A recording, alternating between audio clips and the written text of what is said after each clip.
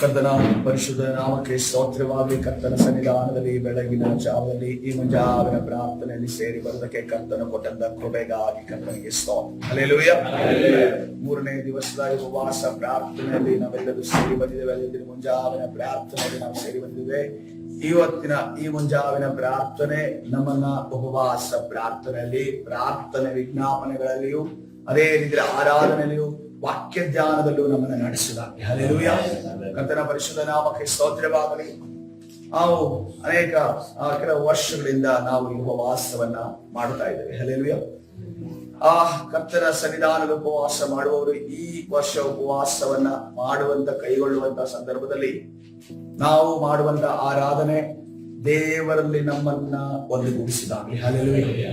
ಎರಡನೇದಾಗಿ ನೋಡುವಾಗ ನಾವು ಮಾಡುವ ಪ್ರಾರ್ಥನೆ ವಿಜ್ಞಾಪನೆ ಯಾವ ರೀತಿಯಲ್ಲಿ ಅಂತಂದ್ರೆ ರಿಸಲ್ಟ್ ಬರೋ. ಆಪರೇಷನ್ ಮಾಡಿದ್ರೆ ಆಪರೇಷನ್ ಸಕ್ಸಸ್ ಆಗ. ಯಾರಾದ್ರೂ ಪ್ಲಂಬಿಂಗ್ ಕೆಲಸ ಮಾಡಿದ್ರೆ ಪೈಪಲ್ಲಿ ನೀರು ಬರಬೇಕು. ಯಾರಾದ್ರೂ ಎಲೆಕ್ಟ್ರಿಕ್ ಕೆಲಸ ಮಾಡಿದ್ರೆ ಎಲೆಕ್ಟ್ರಿಕ್ ವೈರ್ ಅಲ್ಲಿ ಕರೆಂಟ್ ಪಾಸ್ ಆಗಬೇಕು. ಆವಾಗಲೇ ಆ ಕೆಲಸ ಸಕ್ಸಸ್ ಅಂತ. ಹಲ್ಲೆಲೂಯಾ. ಅದೇ ರೀತಿಯಲ್ಲಿ ನಮ್ಮ ಕರ್ತನ ಕೂಡ ನಾವು ಕೇಳುವಾಗ ನಮಗೆ ಕೊಡುವಾತನಾಗಿದೆ. ನಿನ್ನೆ ದಿವಸ ನಂಬಿಕೆ ವಿಚಾರವಾಗಿ ಕಳೆದ ವಾರ ನಾವು ವಾಕ್ಯ ಕೇಳಿದಕ್ಕೂ ಈ ನಿನ್ನೆ ದಿವಸ ಕೇಳಿದ್ರೆ ಬಹಳ ಸಮಯ ಇತ್ತು. ಅದೇ ಭಾಗವನ್ನ ನಾವು ಧ್ಯಾನ ಮಾಡಿದ್ವಿ. ನಾವು ಮಾತನಾಡಬೇಕು. ಹಲ್ಲೆಲೂಯಾ. ವಾಕ್ಯವನ್ನ ನಂಬಬೇಕು, ವಾಕ್ಯದಲ್ಲಿ ನಡೆಯಬೇಕು, ತದನಂತರ ವಾಕ್ಯವನ್ನ ನಾವು ಮಾತನಾಡಬೇಕು. ಹಲ್ಲೆಲೂಯಾ. ಯಾವಾಗ ಇದನ್ನ ಮಾಡುತ್ತೇವೋ ಖಂಡಿತವಾಗಿ ಅದು ನಡೆಯುವಂತದಾಗಿದೆ. ಹಲ್ಲೆಲೂಯಾ. ಕರ್ತನ ಪರಿಶುದ್ಧ ನಾಮಕ್ಕೆ ಸ್ತೋತ್ರವಾಗಲಿ. ಈ ಉಪವಾಸ ಪ್ರಾರ್ಥನೆಯಲ್ಲಿ ನಾನು ಯಾವ ವಿಚಾರವಾಗಿ ನಾವು ಧ್ಯಾನ ಮಾಡೋಣ? ಇದು ನನಗೂ ಒಂದು ಆತ್ಮಿಕ ಜೀವನ, ಆತ್ಮಿಕ ಒಂದು ಬೆಳವಣಿಗೆ ಮತ್ತು ದೇವರಿಗೆ ಹತ್ತಿರವಾಗುವುದಕ್ಕೆ ನನ್ನನ್ನು ಕರೆಯಲಿ.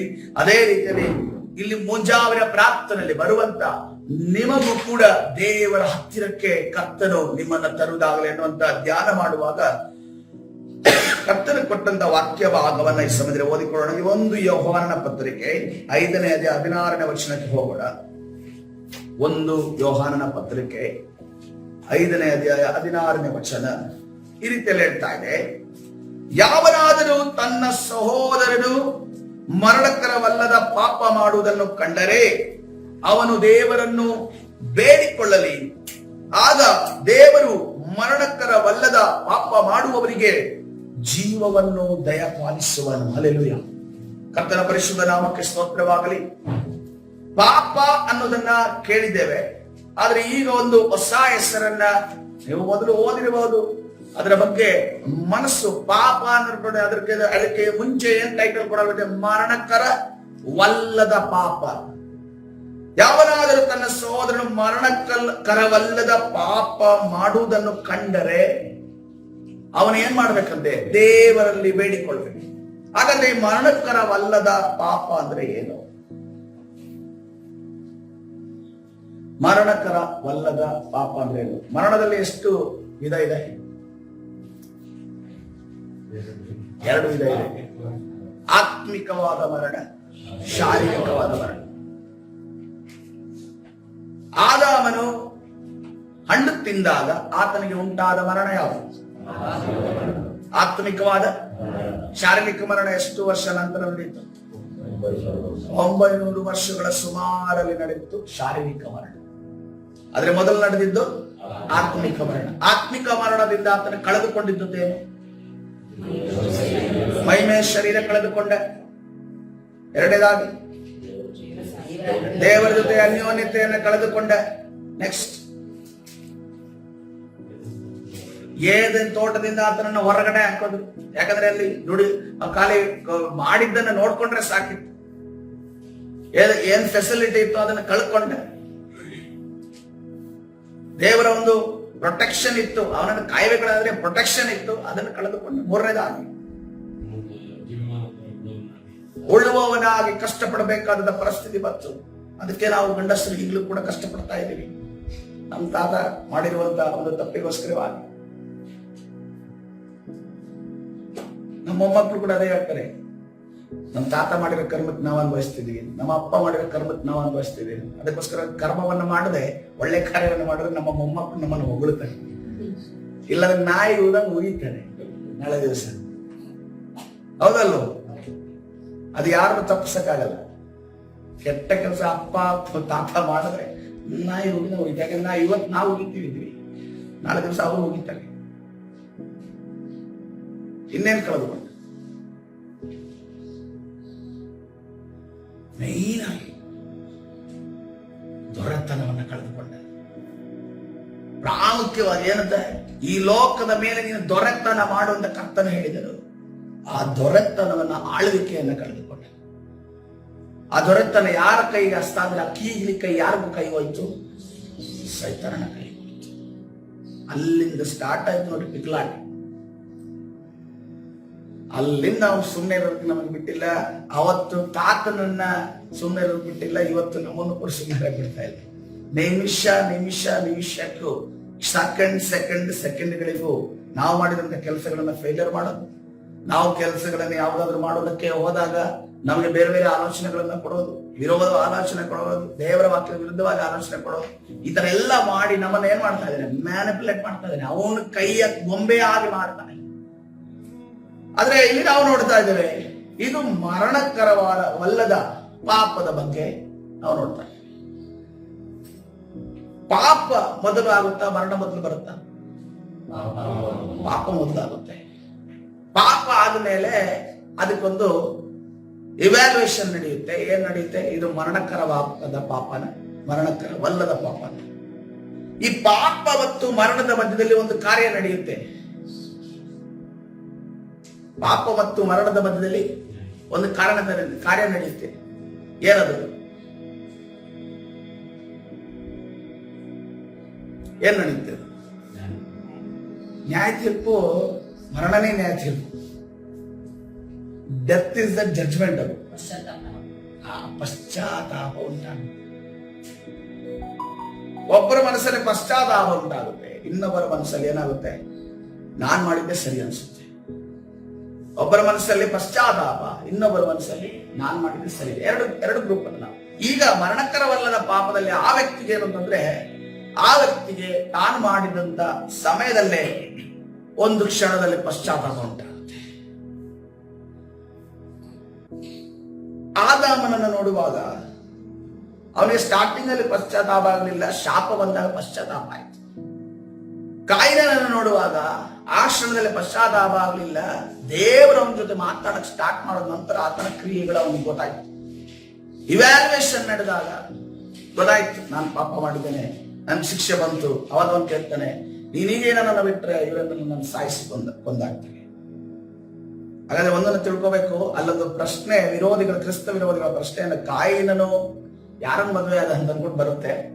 ಇದು ಜಸ್ಟ್ ಫಾರ್ ಇನ್ಫಾರ್ಮೇಶನ್ ಹೇಳ್ತಿರೋದು.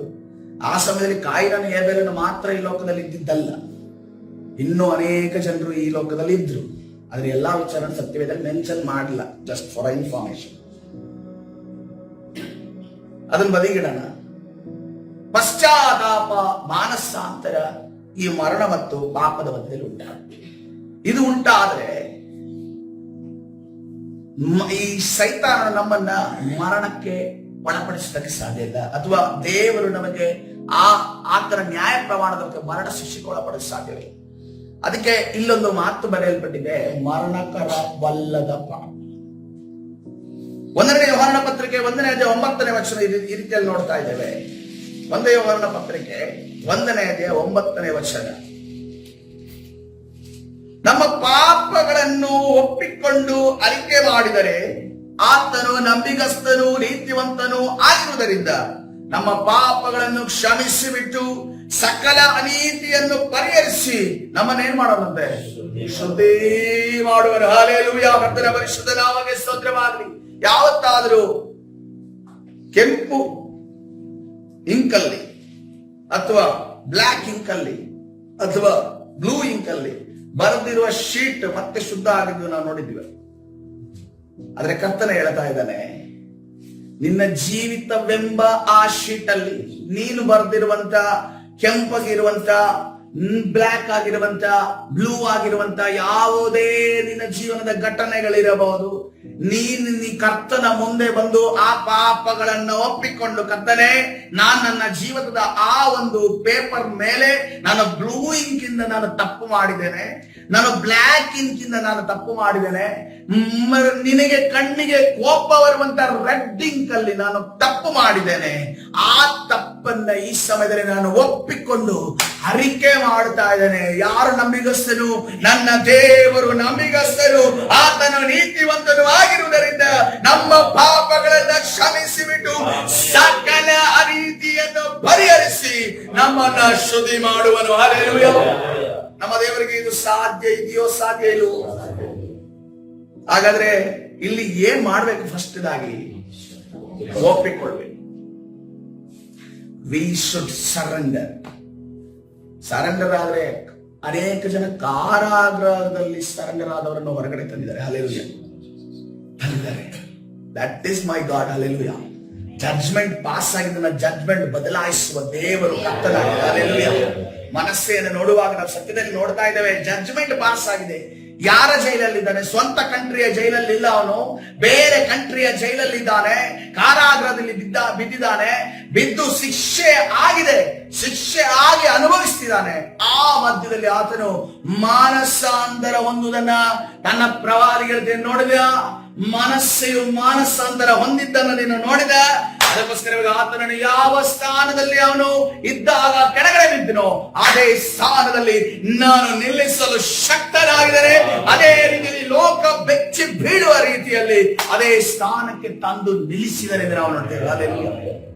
ಕರ್ತನಿಗೆ ಇದು ಸಾಧ್ಯ ಪ್ರಿಯರೇ. ಹಲ್ಲೆಲೂಯಾ. ಈ ಉಪವಾಸ ಪ್ರಾರ್ಥನೆ ನಮ್ಮನ್ನ ಮಾನಸಾಂತರದೆಡೆಗೆ ತೆಗೆದುಕೊಂಡು ಹೋಗುತ್ತದೆ, ನಮ್ಮನ್ನ ಪಶ್ಚಾತ್ತಾಪದೆಡೆಗೆ ತೆಗೆದುಕೊಂಡು ಹೋಗುತ್ತದೆ. ನಮ್ಮ ಈ ಜೀವಿತವೆಂಬ ವೈಟ್ ಪೇಪರ್ ಮೇಲೆ ಬೆಳೆದಿರುವಂತಹ ಎಲ್ಲ ಪಾಪದ ಕಲೆಗಳನ್ನ ಆತನ ಪರಿಶುದ್ಧವಾದ ರಕ್ತ ನಿವಾರಣೆ ಮಾಡುವುದಾಗಲಿ. ಹಲ್ಲೆಲೂಯಾ. ಕರ್ತನ ಪರಿಶುದ್ಧ ನಾಮಕ್ಕೆ ಸ್ತೋತ್ರವಾಗಲಿ. ನೋಡ್ರಿ, ಪಾಪ ಅನ್ನೋದು, ತಪ್ಪನ್ನೋದು, ಕೆಲವು ವಿಚಾರಗಳು ನಮಗೆ ಸತ್ಯವೇದ ಓದಿನೇ ತಿಳ್ಕೋಬೇಕಿಲ್ಲ, ಅಥವಾ ಯಾರು ಹೇಳಿ ತಿಳ್ಕೋಬೇಕಿಲ್ಲ. ನಮ್ಗೆ ತಪ್ಪ ಅನ್ನೋದು ಗೊತ್ತಿದೆ. ಯಾಕಂದ್ರೆ ಈ ತಪ್ಪಾದ ವಿಚಾರಗಳನ್ನ ನಾವು ಬೆಳಕಿನಲ್ಲಿ ಮಾಡೋದಿಲ್ಲ. ನಾವೇನ್ ಮಾಡ್ತೇವೆ? ಅದನ್ನ ಕವರ್ ಮಾಡ್ಕೊಂಡು ಮಾಡ್ತೇವೆ. ಅದಕ್ಕೋಸ್ಕರವಾಗಿ ನಮಗೆ ವಿಶೇಷವಾಗಿ ಹೇಳಿಕೊಡುವ ಅವಶ್ಯಕತೆ ಇಲ್ಲ. ಕರ್ತನ ಎಲ್ಲವನ್ನು ಕೂಡ ನಮ್ಮ ಒಳಗಡೆ ಮನಸ್ಸಾಕ್ಷಿ ಅನ್ನೋದಿದೆ ನೋಡಿ, ಆ ಮನಸ್ಸಾಕ್ಷಿ ಎಲ್ಲವನ್ನು ಕೊಟ್ಟಿದ್ದಾನೆ. ಇವತ್ತಿನ ದಿವಸ ಕರ್ತನ ಸನ್ನಿಧಾನ ಆ ಮನಸ್ಸಾಕ್ಷಿಯನ್ನು ಓಪನ್ ಮಾಡಿ ಕರ್ತನ ಸನ್ನಿಧಾನದಲ್ಲಿ ನಾವು ಒಪ್ಪಿಕೊಳ್ಳುವುದಾದರೆ ಕರ್ತನ ದೊಡ್ಡ ಕಾರ್ಯವನ್ನ ಮಾಡುವ ಚೆನ್ನಾಗಿದೆ. ಈ ವಿಚಾರವನ್ನ ನಾನು ಧ್ಯಾನ ಮಾಡುವುದಕ್ಕೆ ಕಳೆದ ವಾರ ಪ್ರಾರಂಭದಲ್ಲಿ ನಾನು ವಿಷಯವನ್ನ ತೆಗೆದುಕೊಳ್ಳುವಾಗ ನನ್ನಲ್ಲಿ ಒಂದು ಮಾನಸಾಂತರದ ವಿಚಾರ ಕಾರ್ಯ ಮಾಡುವುದಕ್ಕೆ ಪ್ರಾರಂಭಿಸಿತು. ನನ್ನಲ್ಲಿ ಒಂದು ಕರ್ತನ ಸನ್ನಿಧಿಗೆ ಇನ್ನೂ ಹತ್ತಿರವಾಗುವುದಕ್ಕೆ ಕರ್ತನು ನನ್ನನ್ನು ನಡೆಸಿದನು. ಈ ನಡೆಸುವಿಕೆ ಈ ವಾರದಲ್ಲಿ ಉಪವಾಸ ಪ್ರಾರ್ಥನೆಯಲ್ಲಿ ಸೇರಿ ಬಂದಿರುವ, ಮುಂಜಾವಿನ ಪ್ರಾರ್ಥನೆಯಲ್ಲಿ ಸೇರಿದ ಪ್ರತಿಯೊಬ್ಬರಲ್ಲಿ ಕರ್ತನು ಉಂಟು ಮಾಡುವುದಾಗಲಿ. ಹಲ್ಲೆಲೂಯಾ. ನಾನು ನಿಮ್ಮಿಂದ ಬಯಸುವುದೆಂದರೆ ನೀವು ಸತ್ಯವೇದ ಧ್ಯಾನವನ್ನ ಈ ದಿವಸ ಮಾಡುವಾಗ ಮೊದಲನೇ ಯೋಹಾನ ಪತ್ರಿಕೆ 5ನೇ ಅಧ್ಯಾಯವನ್ನ ಸಂಪೂರ್ಣವಾಗಿ ಓದಬೇಕಾಗಿ ಕೇಳಿಕೊಳ್ತೇನೆ. ಹಲ್ಲೆಲೂಯಾ. ಆ ವಾಕ್ಯಗಳನ್ನ ಓದಿಕೊಳ್ಳುವಾಗ ಕರ್ತನು ನಿಮ್ಮ ಜೊತೆ ಮಾತನಾಡಲು ಪ್ರಾರಂಭಿಸುತ್ತಾನೆ. ಹಲ್ಲೆಲೂಯಾ. ಒಂದು ಎಕ್ಸ್ರೇ ಮಷೀನ್, MRI ಮಷೀನ್ ಅಥವಾ CT ಸ್ಕ್ಯಾನ್ ಮಷೀನ್ ಓಪನ್ ಆಗುತ್ತೆ. ನಿಮ್ಮ ಎಲ್ಲಾ ವಿಚಾರಗಳನ್ನ ಕಣ್ಣಿಗೆ ಮುಂದೆ ತಂದು ಆತನು ಕ್ಷಮೆ ಕೇಳುವಂತೆ, ಆತನು ಮಾನಸಾಂತರ ಹೊಂದುವಂತೆ, ಆತನು ಪಶ್ಚಾತ್ತಾಪ ಹೊಂದುವಂತೆ ನಿಮ್ಮನ್ನ ನಡೆಸುವಂತದಾಗಿದೆ. ಹಲ್ಲೆಲೂಯಾ. ಹೃದಯದಿಂದ ಓದಬೇಕು, ಹೃದಯ ಕೊಟ್ಟು ನಾವು ಓದಬೇಕು. ಮರಣಕರವಾದ ಪಾಪ, ಮರಣಕರವಲ್ಲದ ಪಾಪ ಅಂತ ಅಂದುಕೊಂಡು ಬಂದ ಕೂಡಲೇ ಏನಿದು ಮರಣಕರವಲ್ಲದ ಪಾಪ?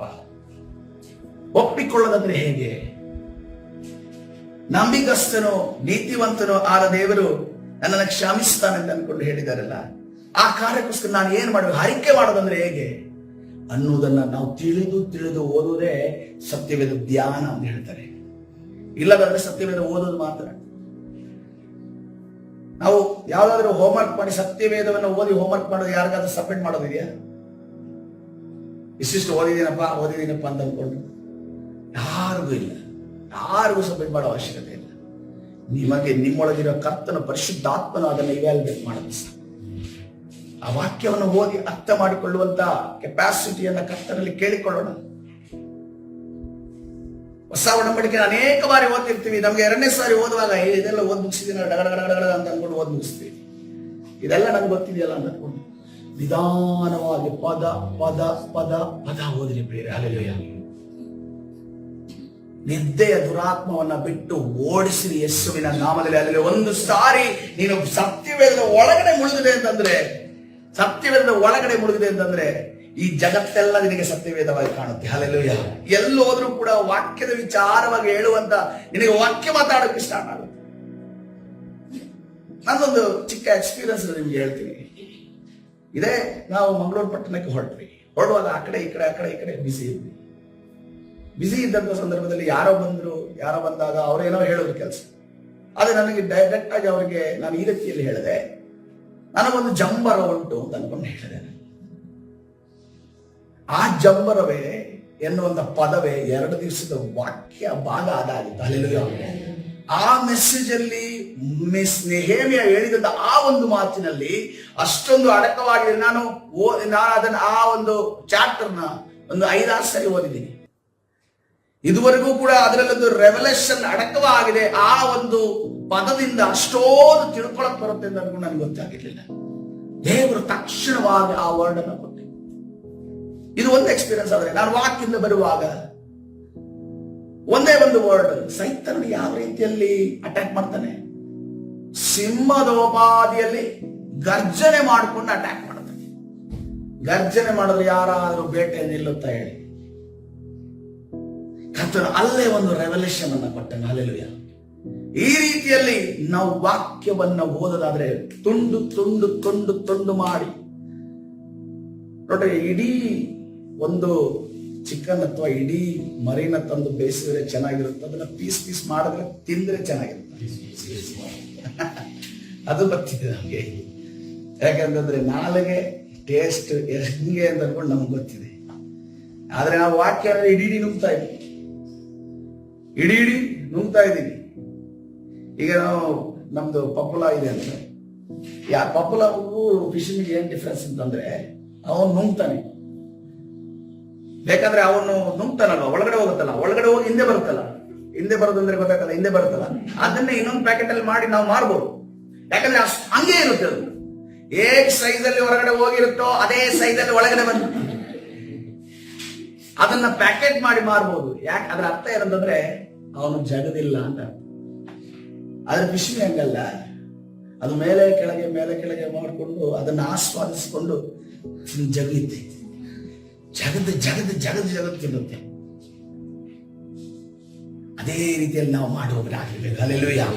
ದೇವರ ವಾಕ್ಯವನ್ನ ಜಗದು ಅದನ್ನ ರಸವನ್ನ ನಾವು ತಿನ್ನುವವರಾದ್ರೆ ಆವಾಗಲೇ ನಮ್ಮಲ್ಲೊಂದು ಮಾರ್ಪಾಟುಗಳು, ನಮ್ಮಲ್ಲೊಂದು ಬದಲಾವಣೆಗಳು, ನಮ್ಮ ಜೀವಿತದಲ್ಲಿ ಅದ್ಭುತಗಳು, ನಮ್ಮ ಜೀವಿತದಲ್ಲಿ ಕಾರ್ಯಗಳು, ಇಕ್ಕಟ್ಟಿನಿಂದ ಬಿಡುಗಡೆಗಳು ನಮಗೆ ಉಂಟಾಗುವಂತದಾಗಿದೆ. ಹಲ್ಲೆಲೂಯಾ. ಕರ್ತನ ಪರಿಶುದ್ಧ ನಾಮಕ್ಕೆ ಸ್ತೋತ್ರ. ಒಂದನ್ನು ತಿಳಿದುಕೊಂಡ್ರೆ, ನಮಗೆ ಬಂದಂತ ಇಕ್ಕಟ್ಟಲ್ಲಿ ಬಿಡಿಸಲು ಒಬ್ಬ ಶಕ್ತನು, ಆತನು ಯೇಸು ಕ್ರಿಸ್ತನಾಗಿದ್ದಾನೆ. ಹಲ್ಲೆಲೂಯಾ. ಯಾವ ಮನುಷ್ಯನು ಶಕ್ತನಲ್ಲ, ದೇವರು ಪಾತ್ರಧಾರಿಗಳನ್ನ ಕಳುಹಿಸಲು ಶಕ್ತನಾಗಿದ್ದಾನೆ. ಹಲ್ಲೆಲೂಯಾ. ಕರ್ತನ ಪರಿಶುದ್ಧ ನಾಮಕ್ಕೆ ಸ್ತೋತ್ರವಾಗಲಿ. ಯಾಕಂದ್ರೆ is a director, is a script writer. ಆತನೇ ಡೈರೆಕ್ಟರ್, ಆತನೇ ಸ್ಕ್ರಿಪ್ಟ್ ರೈಟರ್. ಸ್ಕ್ರಿಪ್ಟ್ ಅನ್ನ ಯಾರಿಗಾದ್ರೂ ಹೀರೋಗೆ ಅಥವಾ ಪಾತ್ರಧಾರಿಗಳಿಗೆ ಚೇಂಜ್ ಮಾಡಕ್ಕಾಗುತ್ತಾ? ಯಾರಿಗೆ ಚೇಂಜ್ ಮಾಡಕ್ಕಾಗುತ್ತೆ? ಸ್ಕ್ರಿಪ್ಟ್ ರೈಟರ್ಗೆ ಮತ್ತು ಡೈರೆಕ್ಟರ್ಗೆ ಮಾತ್ರ ಚೇಂಜ್ ಮಾಡಕ್ಕಾಗುತ್ತೆ. ಯಾಕಂದ್ರೆ ಫುಲ್ ಸ್ಕ್ರಿಪ್ಟ್ ಆತನಿಗೆ ಮಾತ್ರ ಗೊತ್ತಿದೆ, ಎಲ್ಲಿ ಏನಾಗುತ್ತೆ ಅಂತ ಗೊತ್ತಿದೆ. ಅದಕ್ಕೋಸ್ಕರವಾಗಿ ನಾವು ಅಲ್ಲಿ ಕೇಳುವುದಾದ್ರೆ ಕರ್ತನ ದೊಡ್ಡ ಕಾರ್ಯವನ್ನ ಮಾಡುವಾತನಾಗಿದ್ದಾನೆ. ಹಲ್ಲೆಲೂಯಾ. ಪಾಪಕರವಾದ ನಮ್ಮ ಪಾಪಕರವಲ್ಲದ್ದು ಎಂದು ಮಾಡುವುದಕ್ಕೆ ಹೇಗೆ ಸಾಧ್ಯ ನೋಡುವಾಗ ಕರ್ತನ ಸನ್ನಿಧಿಯಲ್ಲಿ ಏನ್ ಹೇಳ್ತಾ ಇದೆ?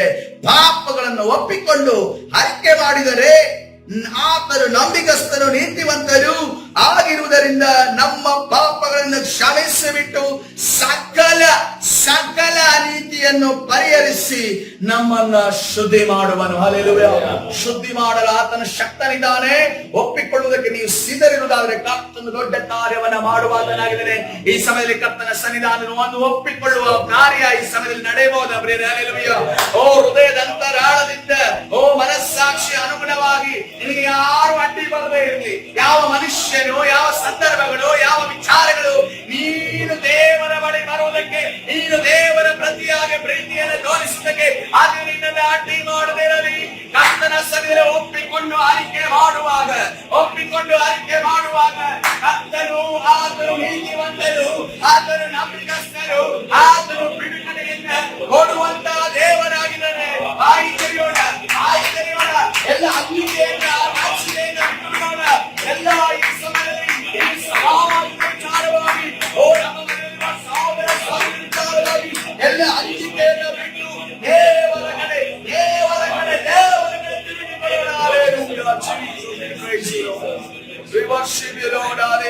ಪರಿಶುದ್ಧನ ದೇವರ ದಿನ ನಾಮಕ್ಕೆ ಸ್ತೋತ್ರವಾಗಲಿ.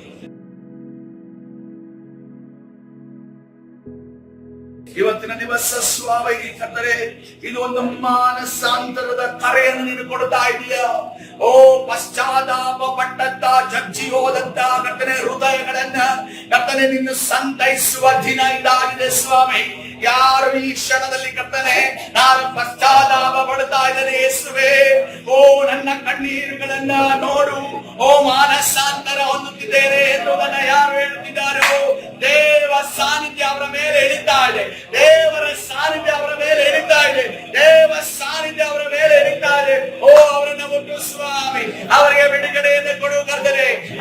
ರಾಜ ನೀನು ತಾನೇ ಅವರ ಪಾಪಗಳನ್ನ, ನನ್ನ ಪಾಪಗಳನ್ನ ಕ್ಷಮಿಸುವುದಕ್ಕಾಗಿ ಸ್ತೋತ್ರ ಕರ್ತನೆ. ರಾಜ ಕರ್ತನೆ, ಹೃದಯವನ್ನ ಕಠಿಣ ಮಾಡಿರುವಂತ, ಯಥಾರ್ಥತ್ವದಿಂದ ಕರ್ತನೆ ನಿನ್ನ ಮುಂದೆ ಬಾರದಿರುವಂತ ಹೃದಯಗಳನ್ನ ಕಠಿಣ ಮಾಡಿ ದುರಾತ್ಮನ ಎಲ್ಲಾ ಕಾರ್ಯಗಳನ್ನ ನಜರೇತಿನ ಯೇಸುವಿನ ನಾಮದಲ್ಲಿ ಬಂಧಿಸಿ ಮುರಿದಾಗ್ತಾ ಇದ್ದಾರೆ. ಬಿಡುಗಡೆ ಉಂಟು ಮಾಡು ಸ್ವಾಮಿ. ಒಂದು ದೊಡ್ಡ ಬಿಡುಗಡೆ ದಿನ ಈ ದಿವಸ ಆಗುದಾಗಲಿ ಯೇಸುವಿನ ನಾಮದಲ್ಲಿ ಆಶೀರ್ವದಿಸು, ಬಲಪಡಿಸು. ಕರ್ತನಾದ ಯೇಸು ಸ್ವಾಮಿ ಹೆಸರಲ್ಲಿ ಪ್ರಾರ್ಥಿಸಿ ಹೊಂದಿಕೊಳ್ತೇನೆ ಜೀವವುಳ್ಳ ತಂದೆಯೇ, ಆಮೆನ್.